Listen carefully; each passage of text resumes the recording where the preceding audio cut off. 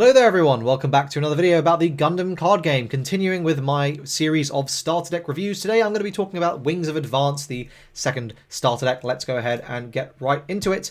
We're going to begin with the card that made me want to play the Gundam card game. This is Wing Gundam. This is a level 6 4 cost with Breach 5, and this unit may choose an active enemy unit that is level 4 or lower as its attack target. This is a complete bomb. This is like absolutely just an insane card. If you are able to land this, it's going to be very hard for your opponent to deal with once linked. It's going to be a 7/7 spoiler. I'll show you Heero Yui now, and so you have the context for why the card is so good. Heero Yui here, he's a +2/+1, and then he also during link gives an additional +1/+1. So he's +3/+2, which is insane, right? Like in terms of raw stat value, this guy is absolutely pushed, giving way more stats than anyone else. So if you're doing that, your Wing Gundam becomes a 7/7, and you just are killing anything in your opponent's shield area when you kill any unit, and likelihood is at level 4 or lower you're going to have an attack target when this turn comes in, and you can just go ahead and dome something. So this is an incredible card. I think there's not really much more to say than that. I will say, I'll caveat like how good this will be in the sort of starter deck meta, but this is an incredible card.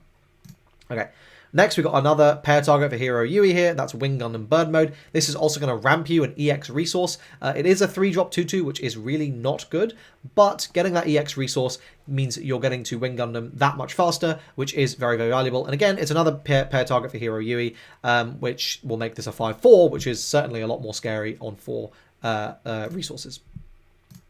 Okay, next we have got a Trowa Barton pair. So let's talk about the card first. It's level 5 3 cost. During pair, during your turn when this unit destroys an enemy unit with battle damage, deal 1 damage to all enemy units that are level 3 or lower. And this is a 3/4. So a 3-drop 3/4 is like, okay. Level 5 is pretty hefty, but let's have a look at Trowa Barton just so we have some context here. So this is a +1/+1 on a dual mode command, so way better stats than the average dual mode command, with a main to choose one of your units and give it Breach 3. So I think this is just all around actually like a really, really good dual mode command card, because +1/+1 generically, like that is enough for it to be meaningful, right?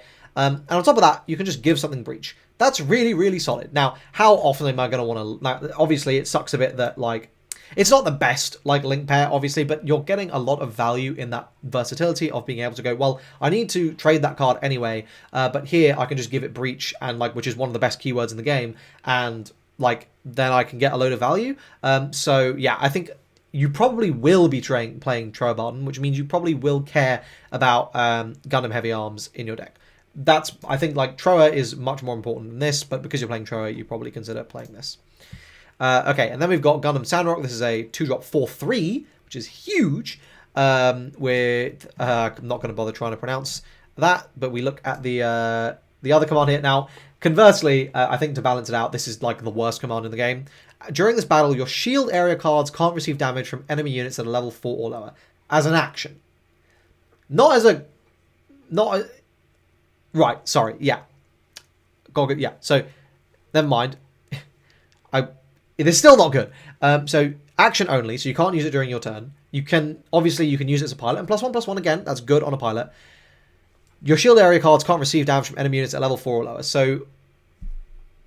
this is actually very, very good. I'm capped. I basically, sorry, I thought this was main, not action. This is insane because this says your damage does nothing, and also if your opponent's trying to breach, this can also counter that. Yeah, no, this is crazy. This card's this is insane. This is really, really good. This will stop you from losing the game potentially. Yeah, no, this card's nuts. Ignore my little fumble there. I read the card, and yeah, reading the card explains the card. This card's crazy. Wow, 2 really, really powerful command cards in this deck. Okay, so yeah, and then we come on to a 2-drop 3/2. So this doesn't link, but it's got really good stats, so that's fine. Okay, then we come on to the blue part of the deck. So here we got Tallgeese. So this is a level 5 4 cost.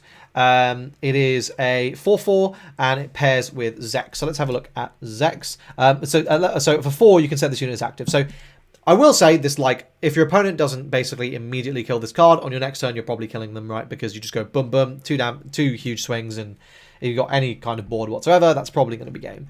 Let's have a quick look at Zechs, who says, during your turn, when this unit destroys an enemy unit with battle damage, draw 1. So this is a really powerful combo, right? I think it's very cute that that you can like plus so hard. You can draw 2, you can like board clear. This is versatile in the sense that it lets you also just go face for damage. This is very, very solid. I will say the only issue with this, obviously, if you don't see the link pairing, then this becomes a lot worse. And if we look at, you know, the attributes of this card, it's not anything super relevant at the moment. It's kind of a very just one-to-one pairing. Putting this guy on anything else is going to feel a bit bad. He's a level 5, so there's a lot of things that it's like, okay, it's a little bit awkward, but you are playing a deck that's trying to go and play some of these top-end bombs a bit harder, so I think this is very, very solid for that reason. Here we do have another Gundam that you can just slap him onto though, and that's going to be a 2-2, which will go up to a 4-3. It's not great, but it's an early game 2-2, which is kind of the bar of what you need. So this is like fine. Obviously not ideal that you would have to spend your EX resource going second though. Going first if you want to play it turn 1, but obviously you don't play it turn 1. Okay, this is a 2-2 blocker, so just, again, good. These are good. I think you want to have the blockers. They are very, very nice.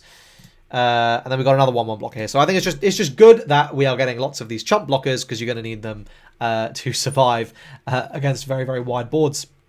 One card we haven't seen yet is Siege Ploy. So this is a level 3 1-cost command. Main action, choose an unit with 5 or less HP and rest it. I think this is pretty solid because 5 is quite a lot of HP. And this might win you the game. At action timing, you can just go, nope, put that away. This is also very versatile because if you want to attack one of those cards in your opponent's field, 5 HP. Again, it's quite a large breakpoint, like very little in the game has more than 5 HP, and the cards that do tend to have it whilst linked, really, or paired. So this is going to be targeting a huge amount of stuff, and you can just say, no, put it, and if card's linked, then you don't care about it because it's going to be rested anyway, because they'll have attacked with it, right? So otherwise, this is just really, really solid. I think in particular, this is good defensively, but this is just even quite usable offensively, so just, yeah, a great card. And then when we come to the bases, so this one lets you scry to... it's fine. It's nothing particularly good. And then we have Corsica Base as our last card, which if it's your turn, deploy a 4-2 unit.